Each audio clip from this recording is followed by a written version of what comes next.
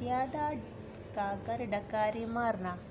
حضرت عبداللہ بن عمر رضی اللہ عنہ فرماتے ہیں کہ ایک شخص نے آپ صلی اللہ علیہ وسلم کے سامنے ڈکار لی تو رسول اللہ صلی اللہ علیہ وسلم نے فرمایا، تم اپنی ڈکار ہم سے دور رکھو، اس لیے کہ دنیا میں سب سے زیادہ پیٹ بھر کر کھانے والا قیامت کے دن سب سے زیادہ بھوکا رہے گا۔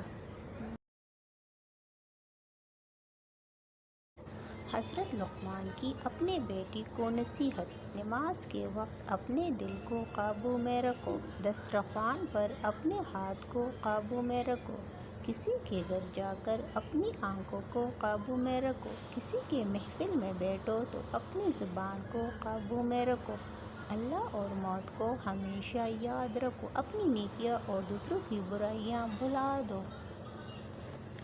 رسول اللہ صلی اللہ علیہ وآلہ وسلم نے فرمایا، اللہ تعالیٰ نے میری امت کے دلوں میں پیدا ہونے والے وسوسوں کو معاف کر دیا ہے جب تک وہ انہیں عمل یا زبان پر نہ لائیں۔ پانی اور نماز ایک جیسے ہیں۔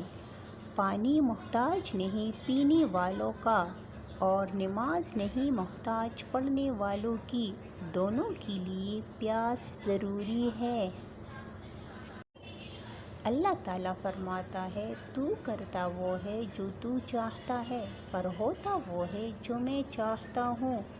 تو وہ کر جو میں چاہتا ہوں، پر وہ ہوگا جو تو چاہتا ہے۔